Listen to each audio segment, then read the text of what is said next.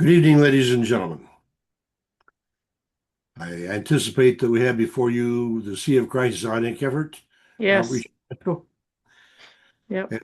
let me explain and introduce that just a little bit because, while I want to welcome everyone to the forum as usual tonight, it is just a bit of an interesting shuffle that's allowed us to get to where we are.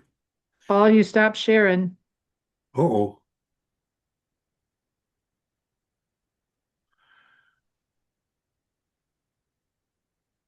O- Okay. Did I? You're Are- back, but you're not full screen. okay. Let's go back and start over here then.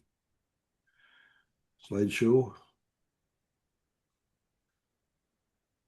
You're still sharing. I'm still not. I didn't get the full screen. No, Not sharing. you're sharing, but we don't have full screen. I'll stop share, go back and try it again. Okay.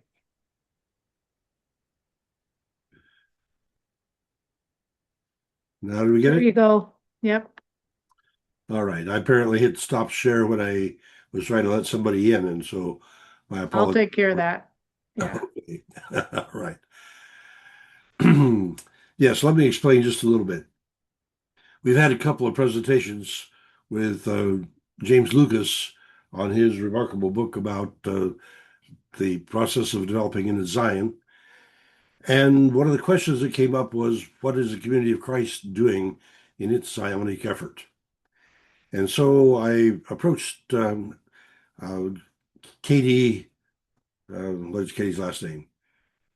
I approached the Outreach International staff to ask for support to be able to allow them to present an example by showing what Outreach International is doing as a Community of Christ Zionic effort.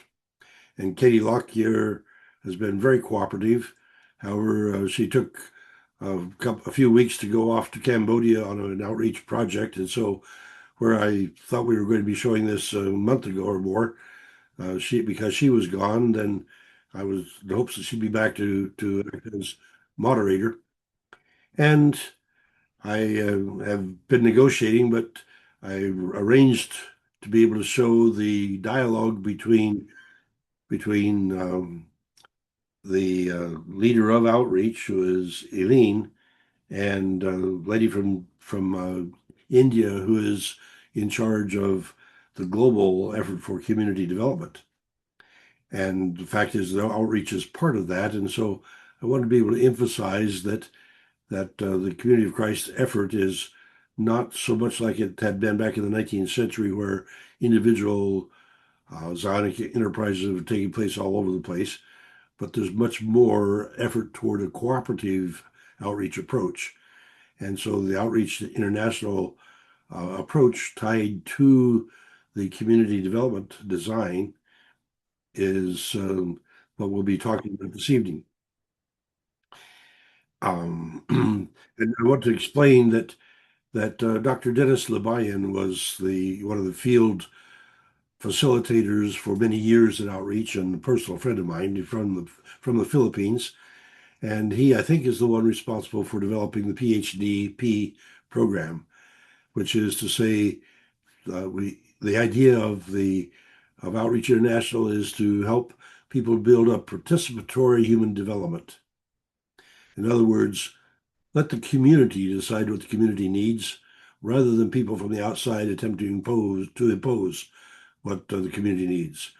You're probably all aware of the fact that we've had a good deal of American aid, which, for example, has been wheat to go sit on the wharf in a place like Bangladesh or in India or in Afghanistan, and it's rotted because there was no real use for wheat there. These are rice-eating people, and so if you don't supply the kind of food that they're accustomed to, they're not likely to use it effectively. And so generosity has often been misplaced because we have not been really sensitive to the actual community needs. So back to Dr. Labayan's participatory human development program. it begins, it's a 9 step cycle, not just 9 steps, but you begin by integration. And that really is to get a facilitator who can visit the community and get acquainted and help to let the people see what the needs are. And the facilitator is not going to go in and tell them what the needs are. The facilitator will actually encourage the people to figure that out themselves. And there may be multiple needs, but the social investigation will then begin to help identify the people that are the spokespeople for the community, who are the real innovators that are willing to help make things happen, and you get the get when the facilitator gets acquainted with the people and is able to help work with the people, and then identify and prioritize the ideas that they're interested in, and then begin to put together the plan, getting the people meeting to work together so that they can see that their community activity can actually pull things out. And sometimes they have to do some role playing because oftentimes these communities are in countries where they've got to play some pretty tough roles with governments that are not necessarily sensitive to the individual community's needs. And oftentimes you're dealing with educational and class structures that make it so that the people at the bottom have a hard time being able to bridge the gap to people who are in governance. And so being able to role play and help them see that there are possibilities by which they can work things out to their advantage and be able to bridge to the people that have more power can be a very useful strategy. And so then once you get the idea working and sound and resources available, you proceed to the action of what the community wants to see done. And then, of course, you evaluate that process, and then we will do some reflecting upon those processes this evening because we'll show a few videos in which you can see what people who have been through the process have concluded or are cycling again. Because what often happens is that once a community gets an idea working and they learn how to work together to be able to accomplish a goal, then something like drilling a well so they can have clean water means, hey, we ought to also have a school, and maybe we ought to also have a medical facility. And so the communities will continue to build upon their own momentum once they get started. And so the Outreach International effort has been to encourage people to get that start. And uh, and it's my privilege this evening to welcome Art Woodcock on our forum. He is on the board of directors for Outreach International. And Art, if there's anything you'd like to add to what I've just sketched on the nine, I'm sure I just as well hear from you now. No, I think you gave a really good introduction, Paul. I think uh, being on the board now for less than a year, what was eye-opening for me as I've seen things in action on the ground, is it's really about leadership development and building trust within the local community and having those leaders develop the skills to then be self-sufficient and continuing to help themselves. It's not like in some situations where an organization comes in and said, I think they need a well, so we're going to drill a well. They drill a well, then they leave. That's not what outreach is far more a process, an ongoing process than an event. The other thing that Paul touched on that it's striking is this isn't necessarily people helping themselves in those leadership roles, they're helping their community. And in that same sense, no one really gets a lot accomplished just on their own. It really helps to have a group, and the community is that group. Also, within outreach, outreach isn't doing this just by themselves. They always have partners within country that are working with multiple organizations to help these people because not any one organization typically has the talent or the resources to do those jobs. So some organizations are great at wells, some are great at construction, Some are great at agriculture, and it's bringing those together based off the needs of the community that makes the difference. So that's what I would add, Paul, at this point. Thank you. Thank you, Art. Let me call your attention that Rashmi's Marigold Garden is just simply the first example that I've put on the slides. And this is an Indian lady whose community began to work on an idea, and she got the idea of turning her vegetable garden into the marigold garden. And so basically, while there was a community activity underway, she got a small stipend by which to get the marigold seeds. She bent her back and cleaned up the yard and garden and got the marigolds growing and was able to turn a small profit. And here she is photographed with one of her children surrounded by marigolds. She's not surrounded by her other workers here, but she's actually hiring people from across the community to work with her in raising the marigolds because the community is now producing enough marigolds to feed and help educate their children. So it's just really neat how her little project has especially expanded to accommodate that particular community. And my apologies for heading off into things without getting to the prayer first. So let us pray together. Generous God, who provides enough food for each of us and many more, and yet 1 billion people hunger, a fact we need no more than deplore, for we are part of a community, agents of the Prince of Peace, whose message of hope for all the people of the world should grant our efforts increase. We would become generous people, created in your image, offering to assist those struggling to overcome hardships on their land, and are pleased to see organizations like Outreach International extending a community-based helping hand. Bless, we ask, those facilitators who help communities set new achievable goals that all the children ultimately can be fed to have healthy bodies and souls.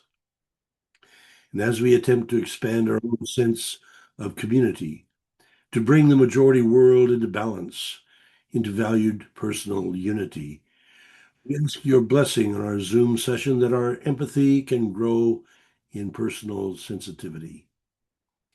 For we would be agents of the Prince of Peace, not only advocating that wars and unnecessary conflicts cease, but that our personhood can be touched by your spirit, penetrating us to the core to move our thinking, our advocacy, our stewardships toward your eternal door.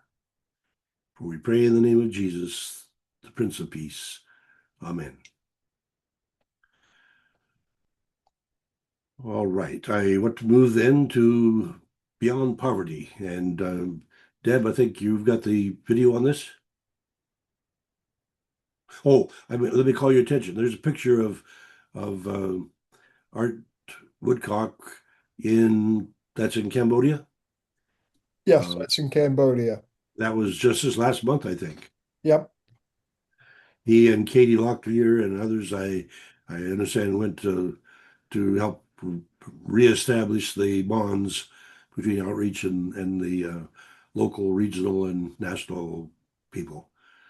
So, again, Art, do you want to say something about the nature of outreach before we move on into the video? Well, let me just speak to this picture. I found it very intriguing. Um, I'm a finance guy by my trade over the years, and one of the things they have is a small loan program. And we're looking at a cell phone here, and they've worked with a local bank, and each person together has such a small account, it really doesn't matter. Banks won't, they're not bankable, but as a community, they are bankable. So they've pooled their resources into one account. The community itself keeps a subledger of accounts for each person. And now what they're doing is they make loans out of that account to members in the community. And the people are highly motivated to pay those back because it's their own friends and neighbors that they're borrowing from. But it gives them an opportunity that without that resource, they're not going to get the loans. They're not going to do the small projects. You simply can't do it. So it was pretty amazing to see this fairly simple but complex tool that they're using to enables this community to grow. Um, and I was really fascinated by it. Wow, that is an awesome testimonial. Little things compiled together to form opportunity for people to work their way out of poverty. Wow, what Exactly. marvelous community activity. Yep. Okay, Deb, do we get the video in? Beyond Poverty. Okay, I need you to stop sharing. Oops, sorry.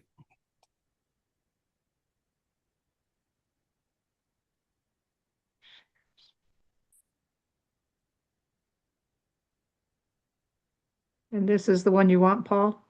The short one? Yeah. Yeah, that's it. This is Eileen Cote, who's now the president of Outreach International. Why isn't it going? There it is.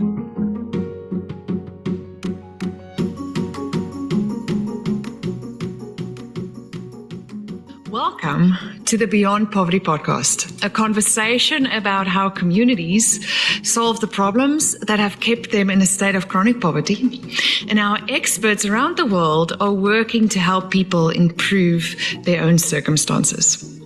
I'm Eileen Klute, CEO of Outreach International and an anthropologist specializing in international development and social change. Since 1979, Outreach has partnered with communities around the world to address the root causes of poverty, not by delivering temporary aid or imposing outside solutions, but by strengthening local leadership so communities can define and achieve their own goals. This approach is known as community-led development, and it begins with a simple but often overlooked truth: that the people who live with a problem are the ones most qualified to understand it and are most invested in making sure the solution succeeds. Because when communities achieve the solutions they choose for themselves, the effect is more powerful. Progress is not imposed from the outside, but is built from within. And it's grounded in local knowledge, shaped by lived experience, and sustained by the people who benefit from it and carry it forward. In this podcast, I'll be joined by practitioners, researchers, and community leaders from around the world.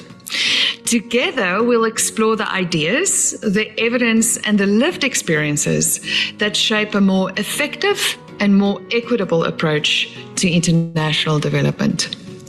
These conversations are rooted in real challenges: access to clean water, food security, healthcare, economic opportunity, to name but a few, and in the work being done every day to ensure that people are not defined by their circumstances, but are able to shape their own futures.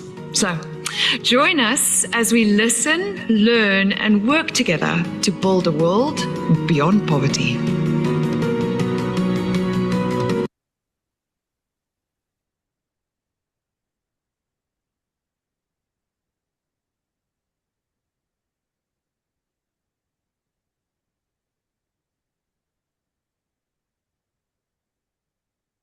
Okay, World Beyond Poverty. We have a number of illustrations we'd like to share with you then of the world beyond poverty as we look over the years. Let me explain that while Eileen referred to 1979, I believe it was 1978 when Rena and I first joined Outreach International and sponsored the End of Hunger Project as an Outreach International activity in Independence. And I had several students from Shawnee Mission East that joined in that weekend educational exercise. And just as an example, Karen Dennis was a sophomore girl at Shawnee Mission East who took that weekend with us, and she determined that she wanted to take a bite out of hunger. So she put a 50-gallon barrel drum in the hallway at school at Shawnee Mission East and put a nice big sign on it saying, "Food collection for harvesters." And so at the end of her I think 2-week run, she collected the food and had more trash than she did food. She came to me in tears. Mr. DeBarthe, what do I do? I want to take a bite out of hunger, and these people don't care. They're trashing my idea. Well, I suggested let's try again and don't give up because it's a worthwhile exercise. So in her junior year, she tried it again and talked with more of her friends and ended up with more food than trash. And then in her senior year, she got on student council. She not only got the whole student council to work on it, but the Shawnee Mission East Student Council then challenged Shawnee Mission South Student Council to see how much food they could raise for harvesters in I think a 2-week period. It was fascinating at the end of that third year of that girl's efforts that trucks came to Shawnee Mission East to load the tons of food the kids brought in. And it became a district-wide activity for all of the student councils at Shawnee Mission West, Northwest, East, South, all and North, all of those student councils competing to see how many tons of food each year they could generate for harvesters. That little girl then became a social worker and also got that project started at KU. And I understand she's now retired from her social work, but what a contribution she's made since 1978 when she was initiated to the End of Hunger Project through Outreach International. And so Rena and I have had the chance to spend a little bit of time with it each year. And I think one of our first investments was in a well in northern Mexico, where they needed $4,000 to be able to drill a well. And I think we contributed 20 because as a teacher, we didn't have very much that we could offer. But we got a little bit of a contribution in there, and we got the news back that village of 1,200 people in the following year, because the well hit water. They hit water and they had lots of water. And so the population of the village went from 1,200 to 2,400 in 1 year because they didn't want to be up in the United States running the risk of crossing the border and picking fruit if they could grow their own fruit at home. Now, which is the better investment? $4,000 for a well or $4 billion for a wall?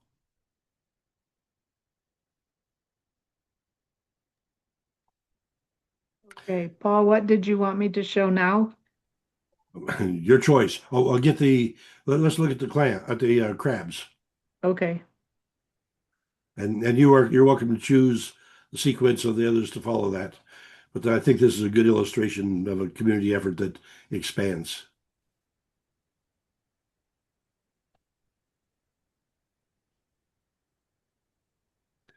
That's Batu Island in the Philippines. can you hear it? Yes.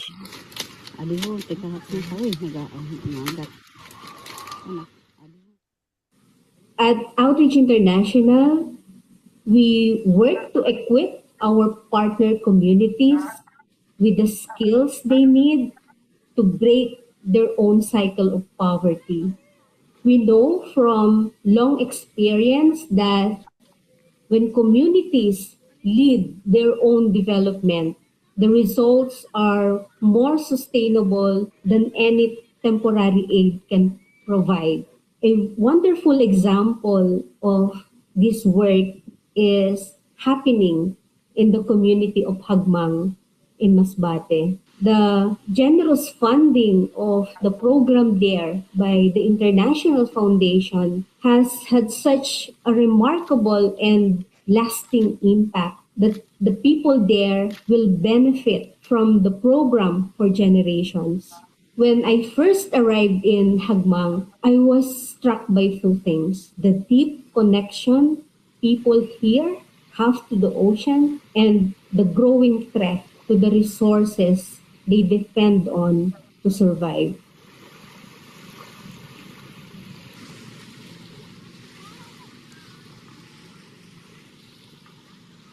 This is a coastal community of fisherfolk. For generations, families have relied on the blue swimming crab, both for their meals and for their livelihood.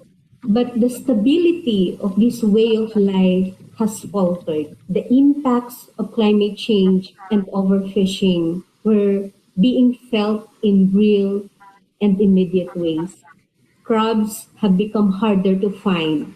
Storms have become more intense.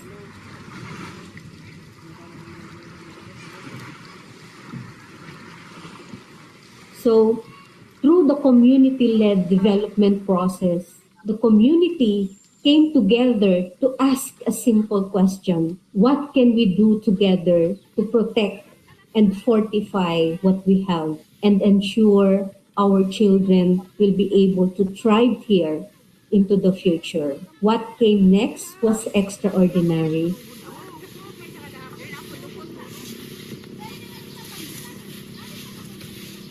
The community organization of Hagmang launched a pilot project called the Crab Lying In. The idea was simple but powerful. Create a safe space where egg-bearing crabs could hatch millions of baby crabs that will swim into the sea, while the remaining adult crabs were collected and sold.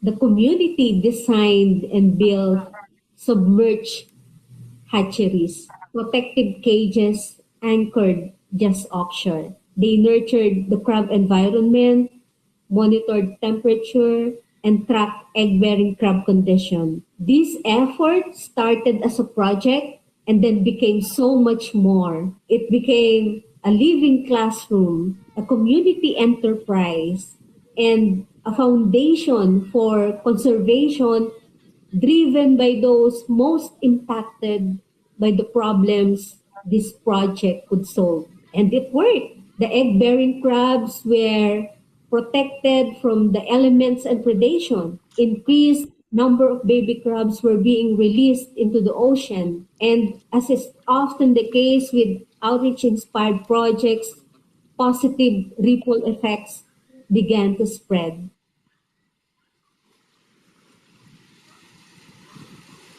Oops, sorry.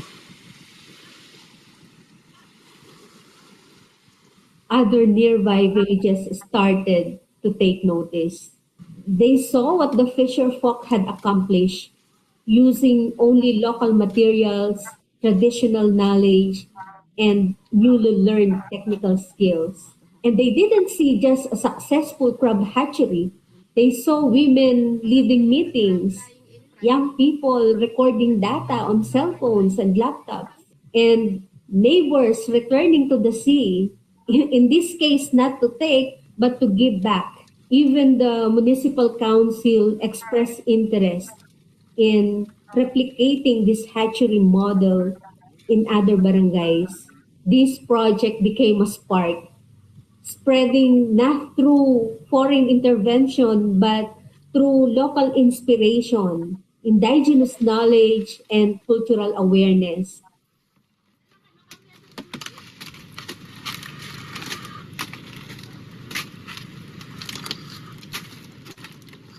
For me, as a human development facilitator, this has been one of the most meaningful projects I've witnessed because it answers so many needs at once. It strengthens local economies, it restores balance to marine ecosystems, it builds resilience in the face of climate threats, and it empowers people to have discovered opportunities to learn, organize, and lead their own way.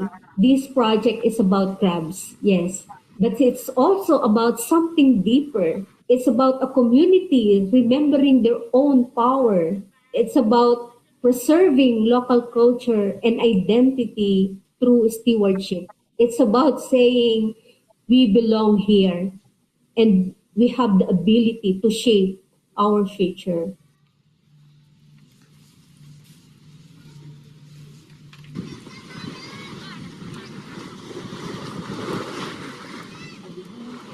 As I think about this project, I'm filled with hope. The success of this project is showing other nearby communities what is possible. It's a shining example of how community-led development leads to solutions to hardship that temporary aid could never accomplish. It's inspiring an ever-growing group of communities to organize, ask their own questions, and find solutions to their own unique problems.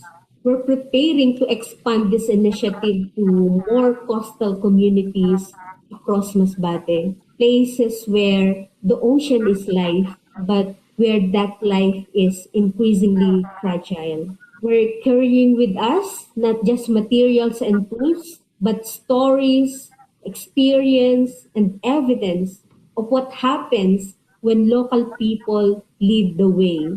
Because sustainability isn't something we install, it's something we grow together.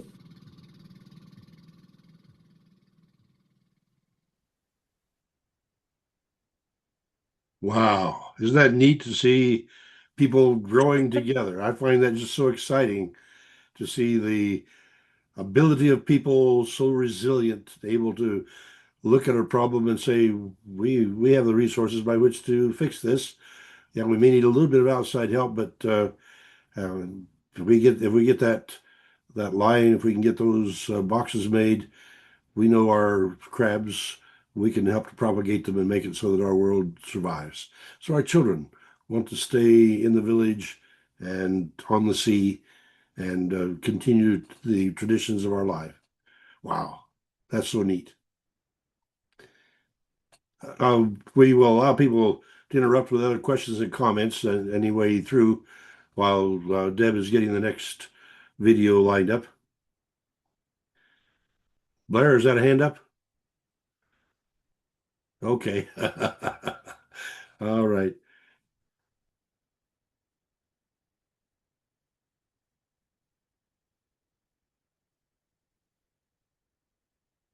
Oh, this story almost. I have to say that this was probably one of the most powerful experiences that I've ever had in all of my humanitarian photography professional career. A girl like 12 years ago named Mr. Smita, I can remember her telling me how she would walk down to the river that was local to them, and that's where she would fetch her water. She said it's really difficult because the fields that we have to walk through to be able to get to this river, there are snakes and there are scorpions in there, and it's quite dangerous. I said, well, what are you hoping for? She said, well, really we need to have a water source within our community so that we don't have to travel anymore.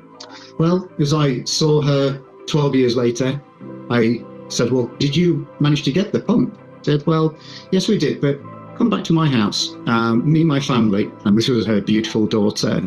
She then took me round the rear side of the house and she showed me the faucet. Every single one of those houses in Kronpeta now have clean running water come direct into their own homes. We just take this stuff for granted, but for them, that's life-changing.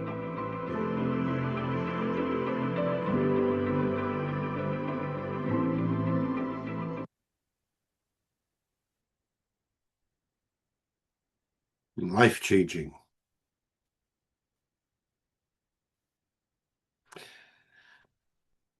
Art, you want to get one of the videos in there? I would be. Oh wait, we've got one. Hola niños, hola Wally. Hola.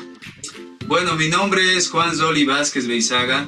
Soy facilitador de desarrollo humano participativo del programa de Alcance Bolivia. Mi trabajo es facilitar en las comunidades para que la gente pueda resolver los problemas de las comunidades y así poder encontrar la paz. En esta oportunidad quiero hablarles sobre un proyecto muy importante que son los invernaderos. Bueno, los invernaderos ayudan bastante en la nutrición de los niños y de las familias en las comunidades, ya que en estas zonas hace bastante frío y también las tierras son bastante áridas, pero como pueden ver, dentro de un invernadero se puede cultivar diferentes tipos de verduras para el consumo diario. entonces que terus siya terus luego entonces kono sinchare ta saya bay planta iguya kono productos sinchare o new alimentación fonada saya usare o también para adelante O sea, nos ayuda a nuestros niños para alimentarnos. Y así verdura fresca vamos a comer, ya no verduras marchitadas. Así vamos a fortalecer a nuestros niños, vamos a alimentar para que crezcan fuertes y sanos. Quiero agradecer a los niños por hacer posible este video y compartirles a todos los que nos están viendo, y queremos despedirnos y decirles adiós, Wally. Adiós. Isn't that neat? Hey, Paul, that's all the ones I have. All right. Art, you have a couple more you'd like to add? Well, I don't have the videos, but a couple things that from an outreach perspective that why I feel got involved more deeply is one is there's a lot of organizations that try to do good, and you ask them how do you measure that, and they said, well, we just try to do good stuff, and that doesn't usually suffice or end up in results. I was very impressed with the metric system that the Outreach International has employed. They try to measure things, they look for long-term growth, they have strategic plans. There's metrics for almost everything. And the old adage is what gets measured gets done. I think you can see that. The other thing that's happening is, as we saw in the crab video, they're working more and more on what they call a sprout program, where you get a community who's successful, and then the other communities see that and want to draw from that. And what you end up with one community teaching other communities and having it virally spread within a region. And they're really working hard on doing more of that because, quite frankly, as you begin to work with a community, it takes at least 2 years to build trust and some understanding within these communities. It's not something you can just go in and it starts. It's a long-term process. But what they're finding is what they call graduated communities is by year 4 or maybe year 5, these communities now are self-sufficient. They have projects running on their own. When we were in Cambodia, we stopped at one of the villages that had graduated, and the leaders had a whole litany of things that they wanted done, but they also had them prioritized as to what they're going to get done, and they had a list of what has to happen to make those things occur. So now they are truly self-sufficient. They understand the process. They've got leaders, and making the community a better place. One of the examples is when we asked what was the most important project. Clean water was by far the most important project for everybody. Everybody raised their hand. That made a huge difference. Toilets. They've built a number of toilets there, and it seems silly to us in our lives that that's such a big issue, but it serves several purposes. These structures are just more than a toilet. They're also a bathing house where people can have some privacy. Women were talking about, bathing in the open and how uncomfortable that was for them. Now they can go in and have privacy. They wash their clothes there. It's really turned into more than, I looked at it as an outhouse, and they looked at it as a multifunctional place where they got lots of things going on. So what I trivialized, they thought was extremely important. So that gives you some flavor of the evolution of a community starting out with little hope or understanding of how to help themselves, and then getting to a place where they're all working together to help themselves. The final comment I'll make, and I'll stop and take questions, is I was perplexed in Cambodia. Every every leader was a woman. And that's not traditionally the case. It's the men that are supposed to be leading in that culture. Well, the reality is all the men in those communities that we visited were working in Thailand or in Vietnam, where they could make they could double their wage. They could make $10 a day working in Thailand versus if they were in Cambodia, maybe $5 a day. And even at $5 a day, they couldn't stay in their community. They'd have to travel to like Phnom Penh or Siem Reap, the major cities, and still be gone and make half the money. So now the women are taking the leadership roles and really making it happen. So I'll I'll stop at that point. See if there's questions or comments. I see Earl with a hand up. In Thailand, the women are the market people. They are the one that brings the food in and have their little stalls and sell food and that type of thing. It was very, very common for the women to control the financing. Also, I would like to comment on Outreach International. Quite often, the people come together, but they don't have any idea of the resources that are available to them through their local government and this type of thing. And so Outreach International quite often will help them find those resources and being able then to go and get them themselves.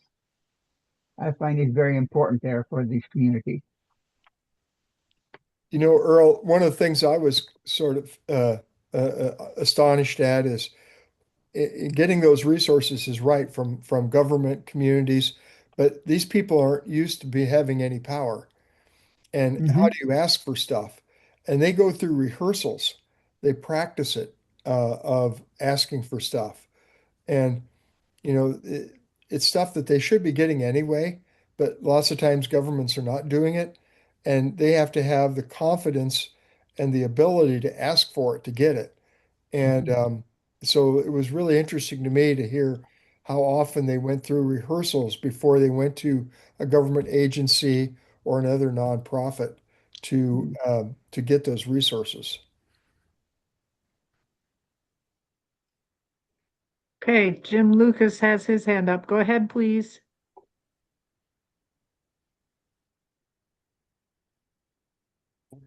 Um, all right. Well, thank you. This is a very interesting presentation. I've, have a lot of experience with these types of NGOs. So I have a couple of different questions, and if somebody else has other questions, jump in because my questions may be a little bit elaborate.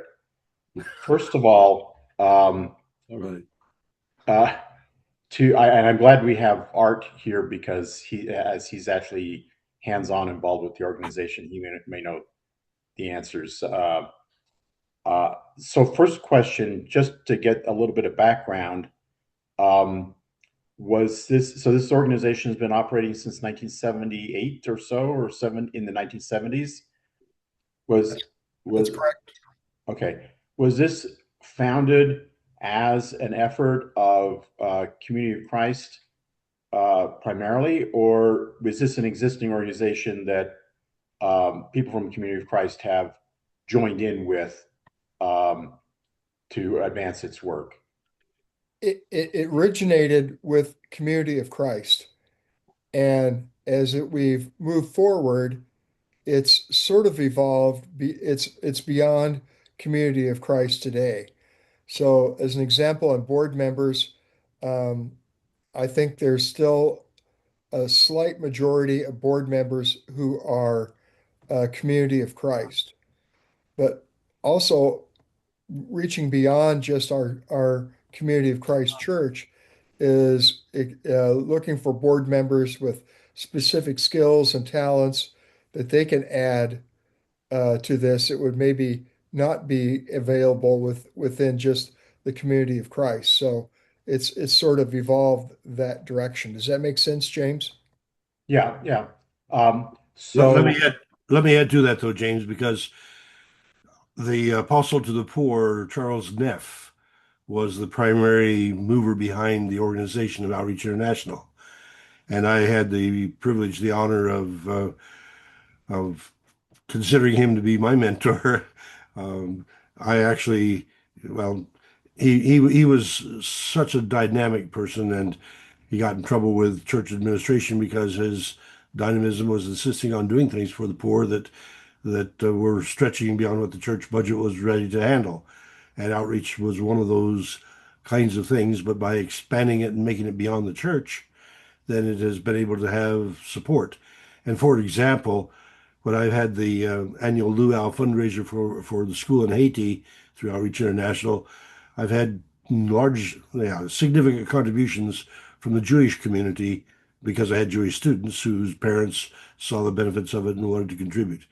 And so when you get people get in the habit of supporting an organization like that, and for many years, Outreach has been able to supply 100% of contributions to the projects themselves because they've had outside funding to take care of the organizational materials. I think that's not quite correct today, but that has been a long-term fundraising benefit. And so again, as Art indicates, yes, to have it reach well beyond the community of Christ and have us connecting with other people is one of the key elements we wanted to highlight in terms of how the Zionic enterprise is being approached by the community of Christ. okay. So does Community of Christ institutionally donate, or is this all basically private donations, including from members of the Community of Christ? The Community of Christ does donate uh, to Outreach International, but they're compared to the overall um, donations, it's a smaller percentage. It's a small percentage versus what it used to be in the past. Okay. So this is mainly supported by individual donations That's correct. from Yep. people. Okay. Yep. Now, um, did and how many countries do you operate in? Oh, It's been about 40 countries. Is currently, I think, projects in 10. yeah. Okay. I Okay. think and there's a couple hundred projects underway. Okay. All right. Now, I'd like to ask a couple of questions, and I want to make it clear up front that these are not intended as negative or critical, um, because this sounds like a great organization and it looks like it's doing great work, and the approach of working on the local level is, I think, extremely important. But I'd just be curious to know your reaction to some of the criticisms that are made of NGOs like this. Sure. First one is that a lot of these organizations, in order to do this very close work with the local communities, requires a lot of staff. And often, not, I don't know the case for you folks, but often the staff will be people from developed countries who expect to be paid developed country type incomes. And so, off there are, the criticism is made that many NGOs, a large part of their budget goes to paying people from developed countries to go and be, do-gooders in poor countries, but that siphons off a lot of money because an English person or a French person or an American is going to expect to be paid some sort of a income that's commensurate with their home country standard of living, as opposed to the standard of living in the countries they're working in. So, I mean, and it sounds like, I mean, your projects are very, I mean, they strike me as they must be fairly management intensive. You're getting down and really working with, you're interfacing with the government, you're training and so forth. That takes staff. Where does that staff come from, and how are they paid? Yeah, those are all great questions. Good points to consider. First, almost all the staff is local in country. Mm-hmm. So as an example, in Cambodia, we have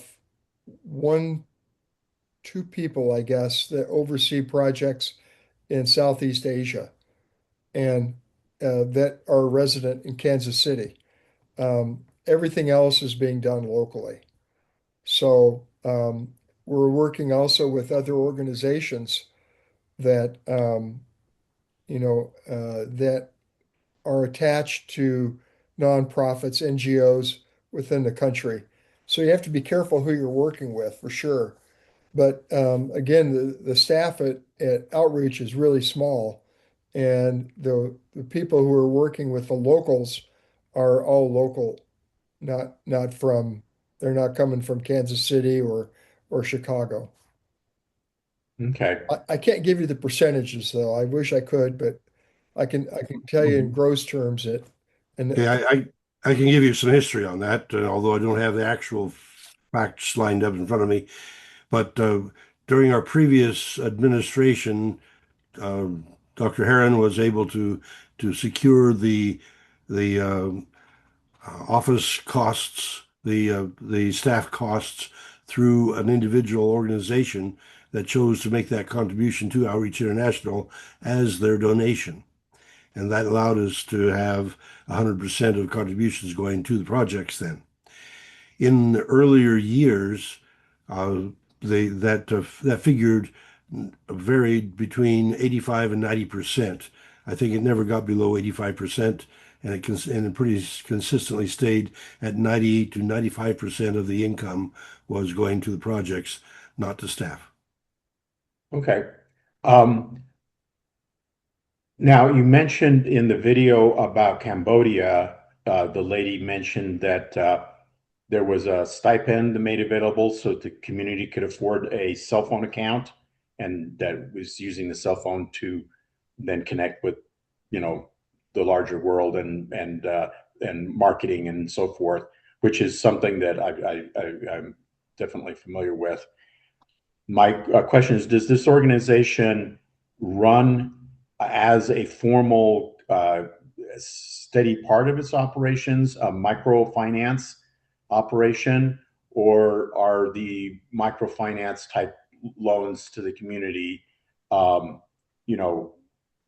they, just as needed for an individual project rather than the organization being sent up with a formal microfinance operation? yeah, there's not, uh, maybe I can answer that correctly here. There's not a formal microfinance portion within Outreach International. It was determined by this individual community and several others scattered around the world that microfinance was a tool that they needed. And then and Outreach helped facilitate them to develop those micro loans. And those loans and those programs are all managed locally, not by Outreach International. Okay, so you don't have a microfinance operation sort of in-house. Do No, you use other local microfinance operations to administer those? Because a microfinance operation is one of those that requires administration. You have to have somebody go in and teach the people how it works, and then you have to have somebody go in and collect the money and kind of oversee the thing, keep the ledgers and so forth. So is that outsourced to another local microloan organization, or is it just kind of operate on a ad hoc local basis? so I can only speak to Cambodia right now. Hmm. Cambodia, they're managing it themselves. Um, the local our leaders, local leaders in Cambodia help them work with the bank to get it established. But now the ladies you saw in that picture, there's three, they have a committee of three for internal control purposes, and they manage that account completely on their own. Okay.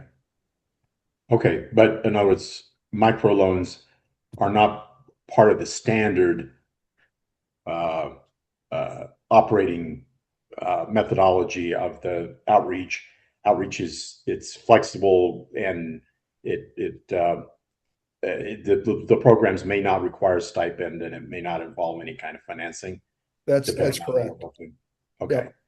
Yeah. The other thing, James, too, is I always encourage people before I donate, I try to go out and I don't have the websites in my top of my head, but there's a number, if you go out and Google them, uh, websites that are independent that rate nonprofits, NGOs. And I think it's important to do that to get a third party perspective on an NGO before you donate to them. Oh, absolutely. Because, like I said, a lot of them are more, charity tourism type Top, operations, exactly or right. or they have large do-gooder staffs that are nonetheless being paid first world type salaries. Right. Uh, Top heavy. okay, I'll ask one more question, and then other people may want to comment. But this is a criticism made of the entire sector. And again, I'm not, attacking outreach. It sounds like a great organization, but the whole sector, all of the charitable organizations that are NGOs that are working in to develop less developed countries, ranging all the way up to the big, huge operations like Grameen Bank, the big microfinance operations, and all the other kinds of organizations that try to go in and work with local people. The economists make the criticism that even though there's an enormous amount of resources, both human and financial, devoted to these things, in the end, they don't move the needle. In other words, there was one big study, I don't know what economics department did it, but of Guatemala, where there were lots and lots of NGOs working and microfinance organizations working to help develop the local economy. And they concluded that it maybe contributed 0.5% to the national GDP at best. And so the conclusion kind of was that there was a lot of churn for, in the end, not that much return. And the argument from the economists being, maybe if you just you do as well just handing the people the money. I mean, there were studies actually done that where they just went and gave people the money, and it had as much economic impact as these very carefully curated NGO type programs like you're describing.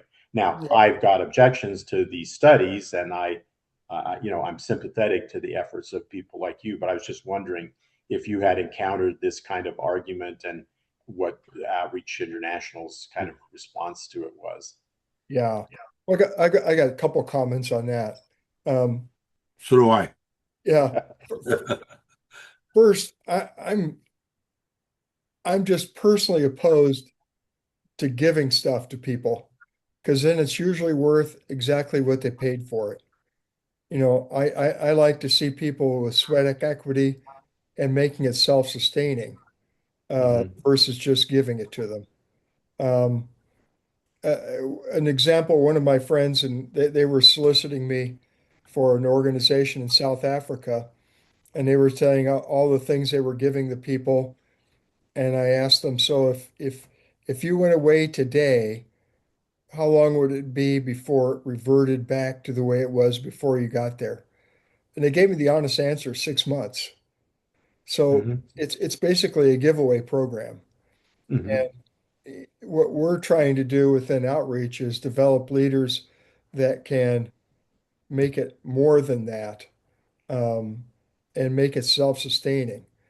In terms of macroeconomics, um, Outreach International is not going to change GDP anywhere. What they're going to change is the lives of a few communities that we can afford to reach out to. These people are living on the threshold, and if you can move the needle just a little bit for them, it makes a huge difference for them. In terms of macroeconomics, it makes no difference whatsoever. But if you can get them self-sustaining, versus, uh, you know, living off freebies. To me, I think we've made a difference. Let me Okay. I mean, let me I'm jump in completely there too. sympathetic with that view, but I just wanted to kind of hear your response to it. Yeah, I think those are great questions, James. I think they're ones I've asked before I donate or get involved with any organization. I love Habitat for Humanity as well, and involved with that here within the US. And Mhm. and for the same reasons. It's helping people help themselves. People have sweat equity into it. They've got skin in the game, and I think that makes a much better probability of long-term success. You're never going to bat a thousand. That's just not going to happen. So if you're looking for non-failures, you should never start because you're going to have failures, but you're going to have, if you don't start, you don't have winners either. So that's the way That's I right. kind of approach it. Okay.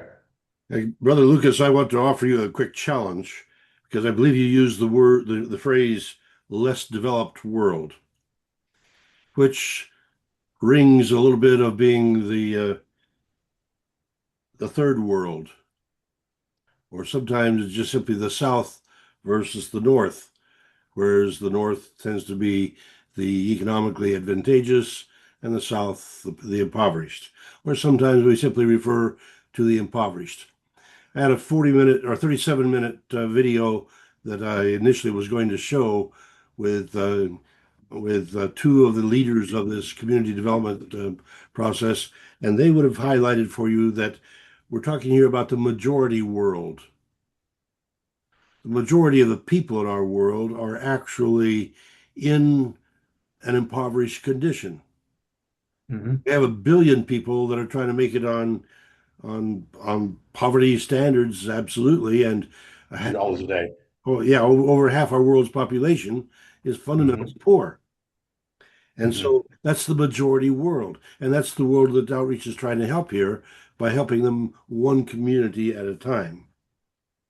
And when you recognize that every community that gets to pull itself out of poverty, I've had the privilege of working with outreach when it had a project in Zaire, the now Democratic Republic of the Congo. And the ladies of this village saw that they had a swamp. The men were busy talking about how to solve the government problems, but the ladies decided if we could get a bit of help to be able to regrade our swamp, we might be able to grow rice. And so they tried it, and outreach helped them be able to make some rice patties and help them get the rice. They proceeded first year. I think again we contributed some massive fund like $20, but Rena and I sacrificed a little bit to be able to contribute to the project. The second year they produced substantially more and expanded the rice patties.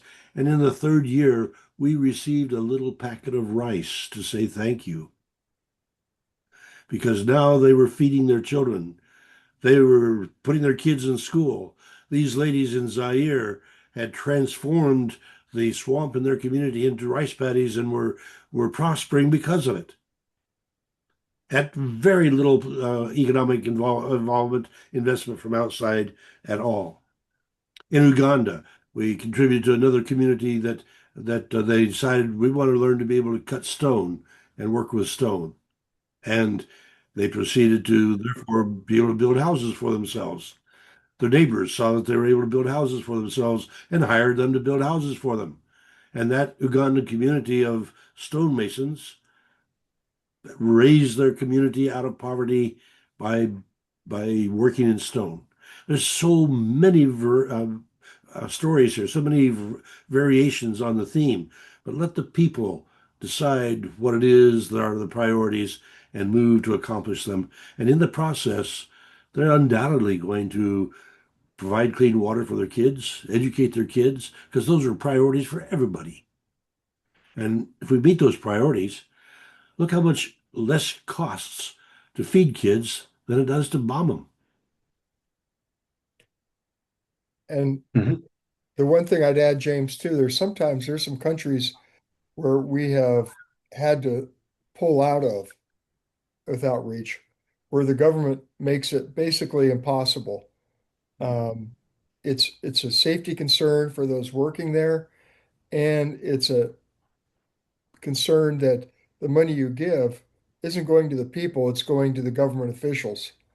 So Right. periodically, they've had to extract themselves from countries when they've fallen into that. And quite frankly, unfortunately, Guatemala is in that same state today. Mhm. NGOs are NGO workers are definitely at risk in Guatemala, and the monies that go into Guatemala don't usually end up with the people who really need it. It's a sad story. Oh yes. No, I'm very, very familiar with Yeah, that situation, and it's the issue in many, many countries.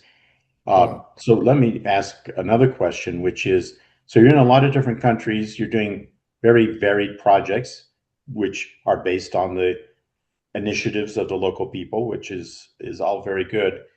Does outreach have any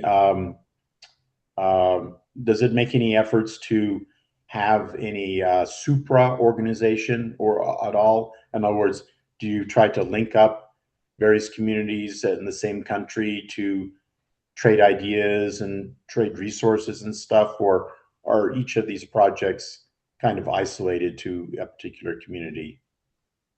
Oh, they're very integrated with each other because typically our local staff is working with more than one community. So they're trying to share ideas. This whole Okay. concept of sprout, where the best way to spread this is probably when people see the neighbors are successful with something and learning from their neighbors. That would be the ideal world of how you could actually um, grow good through outreach is through that Sprout program. Okay. And that Sprout program is sponsored in part by Gunjan Veda, who is the coordinator for the Global Community Development Program, and they have 40 countries that are involved in that program. Outreach International is merely one of the contributing agencies to it, but when you have people around the world that are aware of the benefits of this community development system, and they work together, then that ties more communities together to support each other and provides a fellowship and a commonality by which to reinforce positive action. Oh, okay. So outreach is affiliated with larger or other organizations pursuing similar goals and I, methodologies. Okay.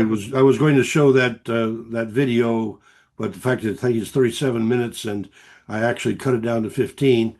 I still could, I suppose, but and if you want, I will. But the idea of a conversation between Eileen and Gunjan is really a beautiful, powerful commentary on how Outreach International is tied to the international network of community development. And so, Okay. yes, there's just hundreds of organizations working together with literally thousands of projects, and so there's a lot of potential reinforcement or a lot of reinforcement from the other projects across to Outreach International as well. Yeah. Let me add to that, Paul.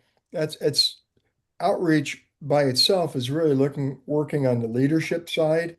But once you decide you want a project, you need to go to another organization that can help you get the well or to get the filtration system for the water.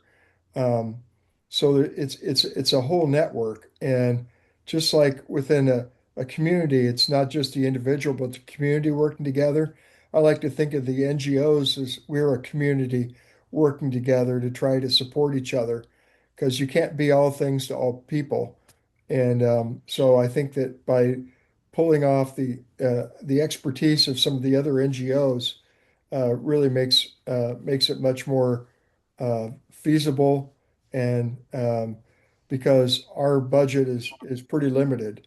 We'd love to be in more countries, but you can't spread more than you can only afford so much.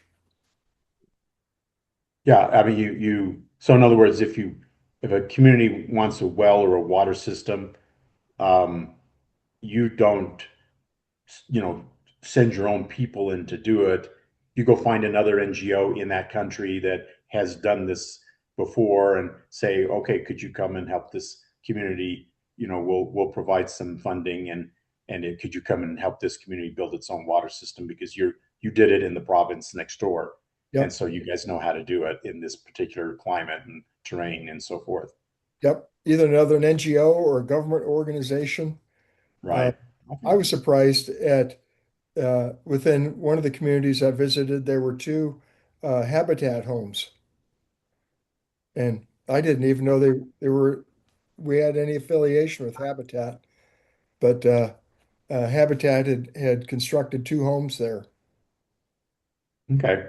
All right. Well, thank you very much. And again, like I say, I asked these questions not to be negative, but I think you're doing great stuff. I was just curious to know your reactions to them, but I'll pass the talking stick here. Thanks, James. All good questions. I did go ahead, Paul, and I posted the link to Outreach International that you sent to me. So if anybody is interested in that, you'd be able to see other videos and podcasts that they have. Val looks like he's got comments or questions. Go ahead, please. Yeah. Is there any effort to integrate these people into the larger global economy, like with the little crab business or something? Do you try to connect them to markets? Because wealth is generated through specialization and trade. And sometimes, like you talk about Guatemala, if you get enough corruption in a place, they can't really do anything because the law isn't there. They don't, maybe all they can do is just something really local to get marginal improvements, but long-term improvements and massive improvements require some kind of integration into the global economy. And you see that with China, the way China has gone for the last 40 years. There's been they have something like, I think $15,000 per capita income now, and it would have been at the lowest level of on Earth, if you go back 50 years ago, and that was from integration into the market economies of the world. So as you do these projects, do you ever discover opportunities to let these people do something where they have comparative advantage, link into the economy, start moving something into that economy and be able to capitalize on that by developing incomes and beginning to trade and get resources like cell phones and that sort of thing? Yeah, that's a good point, Val. I think one of the challenges, and first off, my challenge is I'm certainly not an expert on all the projects that are going on globally. So I'm kind of a newbie on it. But most of the ones I've seen are really, really small in scale. And to move into a global market, I think there's some specialty items that makes sense, but I think you have to have a scale to do that. You have to have government support. China's been able to do that simply because of their government policies, and they've driven that. I'm not an expert, but I don't see that same. There's been a great improvement in Cambodia, but I don't see that happening there yet. So most of the communities I've seen are probably too small to hit that global side. I wish that was true that we could, and I may be wrong, but that's just been my exposure. Well, it's unfortunate. They get, unless they can expand their network of trade. I mean, these improvements you're talking about, like running water for people that don't have it, that's huge in their lives, as you say. It's massive, but for them to start, getting things like $1,000 per capita income, yeah, which becomes a whole different level of living. You have to somehow get integrated into the larger economy. Yeah, on that point, Val, one of the things that we talked about is in the communities we were visiting Cambodia, there were no men because they were all working someplace else. Why can't there be something locally where they could be working and not having to leave their families and not working for $5 a day or $10 a day? And we didn't have any answers to that, to be honest. So Even, the even chance the chance is that they have a comparative advantage, which is they're willing to work for low wages because it's better than their alternative. They don't require that much in the way of wages to actually improve relative to where they are right now. So there's a pool of low cost labor there, and they would certainly love to stay there with their families. So then the question is, why can't someone set up a small factory or something like that that would capitalize on that labor? And this is where these governmental problems you're talking about come into play. It's like you get corruption, you get uh, laws that you can't count on, and this is really the ultimate bane of these poor people, is they don't have the institutions that feed into prosperity and opportunity. and it's even more acute in rural communities. You see some manufacturing in Phnom Penh or in Siem Reap. There's some of that going on, taking advantage of low cost labor. I was surprised. I just bought a turkey hunting vest. That sounds like a weird thing, but it was. I bought it anyway, and it was made in Cambodia. I didn't know it when I bought it, but so somebody is taking advantage of that opportunity. But it gets even more challenging. So some of the communities we're working in are maybe, you know, 10 to 15 kilometers from a major market, major town, and they don't have any transportation to get to the town. So you kind of have to start with where you are in this process. But hopefully, some point you're right. Why can't there be I'm thinking about co-ops within marketing their grain. They don't have a co-op system, so it's individual farmers selling grain, and that's not going to go very far. The farmer is always going to get the short end of that stick because there's no leverage. But putting a co-op together that would pull 10 or 20 villages together, and then they would have some power in terms of marketing those products. But so far that's been beyond the scope of what we've been shooting for at outreach. Yeah, Val, what you have is a situation where the and just to Paul's point, less developed countries is the current terminology to replace things like third world as terminology. I mean, and you're quite right that this represents a huge part of the world's population. Majority. But yeah, majority. But what you have, Val, the problem is that the economies in these countries has bifurcated. And what you have is an informal economy, which, goes under the radar of the government corruption, or tries to go under the radar of the government corruption, and just operates on a small business basis. And they and they simply cannot scale to anything that would be noticeable in the world economy. And that's and the world economy is, becoming increasingly automated and increasingly, sort of isolated from the majority of the world's population. So, in other words, there's there's a bifurcation that makes the route of a few countries have been able to take to industrialize, that blocks most people from that, because our current world economy doesn't have a place for these people. They just, that there is no value that they have. I mean, they have value as people, and that's the whole point of this. But the point is, from a world economy point of view, the modern economy simply has no use for these people. It has no use for them as producers or consumers. Well, and so the solution is to let them develop their own independent, separate economy, kind of separate from and underneath, or not underneath, but separate from the world economy, which has no use for them. So they do their stuff themselves. And if and the informal economy, as it's called, is quite active and quite a major economic player in many countries.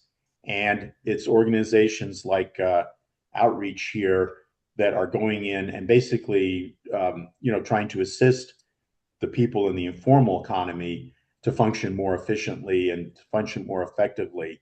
But the global economy does not have any use for these people and doesn't have any place for these folks, which is why it's so important to let them kind of develop their own economy to serve themselves and their own needs and so forth. And so, I mean, that's probably it was just incoherent what I just said, but that's the. Well, I don't think it's true that the global economy has no use for them in the sense that there are people that are going around with huge weights hanging off their legs. Because if you went to Singapore and Hong Kong in 1945, both of them would have been in the same state as the people would have been living essentially in the same condition as the Cambodians are today or others. So the question is there any way to work both sides of this thing? I mean, these folks that are working into microfinance and so forth, they're trying to help people on marginal ways in this informal economy, as you're saying, but there's constraints on how much benefit can be delivered to those people.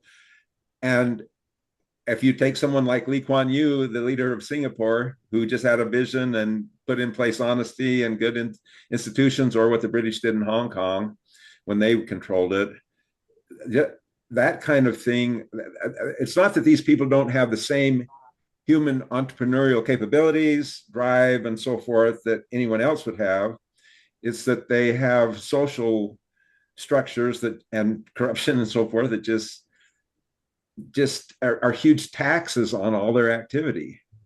So I don't know if there's a way to work it from both sides. I mean, there's nothing, certainly the folks with this program are trying to get down face to face with people and make micro improvements in their lives. But with that corruption and those essentially the tax that corruption constitutes, the potential, I mean, if they ever do have successful crab farm or something like that in these corrupt countries, as soon as there's value, that is like honey to the flies of the corrupt officials that come in and destroy anything that really generates value. I guess that's the conundrum I'm struggling with. Yeah, that's very. Yeah, go ahead, Art. I really deal with that, particularly like in Africa. It seems that the corruption is so widespread and it's so insidious. Is how do you get it out of there? I didn't sense that much in Cambodia. They got their challenges. It'd be wonderful. South Korea, what South Korea was, clearly in terrible shape, and now look at them. Why can't we all be South Korea? Um, I don't have an answer to that, but the government has to be the one who's driving those major changes. As long as you have the corruption throughout the government, I don't.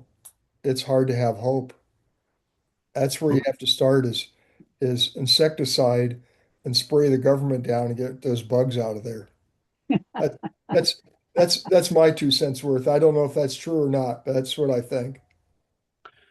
I would assert the majority has power, and the majority is poor. The majority is that majority world that we're talking about tonight. And when that majority is able to unite and work together, and use its power together, then they can make those transformations. That's what's happened in South Korea, that they were able well, they were able to generate with large industry and set up some major industrial efforts, but they also set up so that they would have health care for everybody in the country. And they have a healthcare system that's far superior to our own today, I believe. To look at, but again, that came from the people working together to say we want our community to be able to thrive on the international stage. So when you look at the majority of people, and when we can begin to help those people see their power, when those kids grow up in a community where now we have clean water and we can see what the women in our country, in our community have done to make it so things are better for us, then what are we going to do for our contribution? Maybe we can help clean up the government and make it so that we can have a chance to be economically prosperous and not have the corruption. Give people a chance. Let me just give you an example there.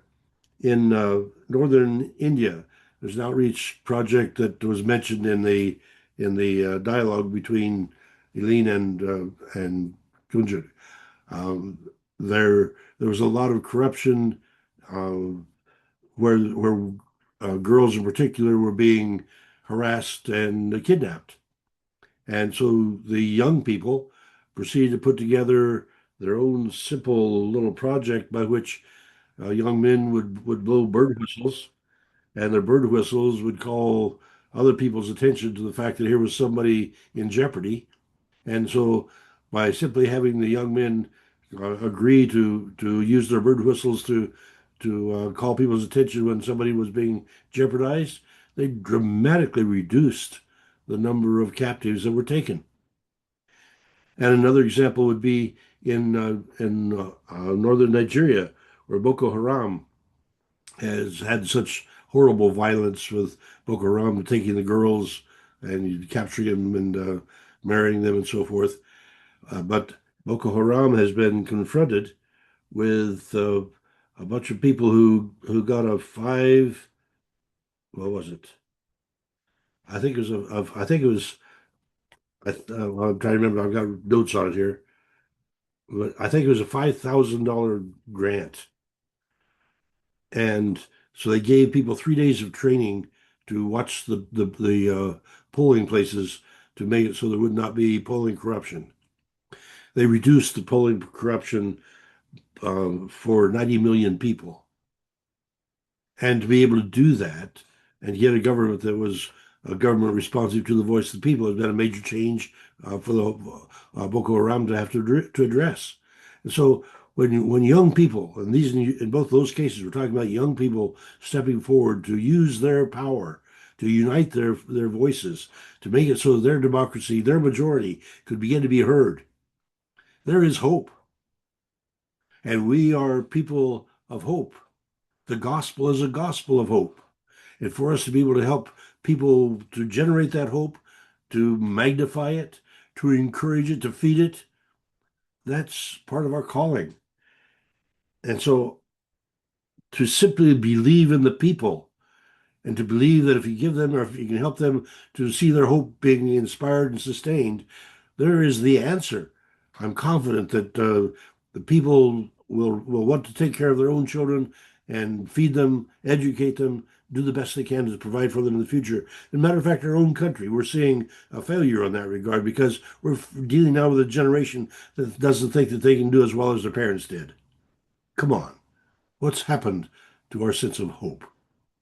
What's happening as we prepare our children to become full-fledged citizens, agents of the Prince of Peace?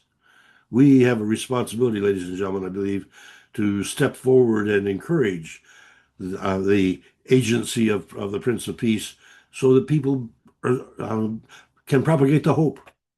There's lots of fear out there. There's all kinds of reasons to be afraid, but the hope ultimately prevails if we work with it.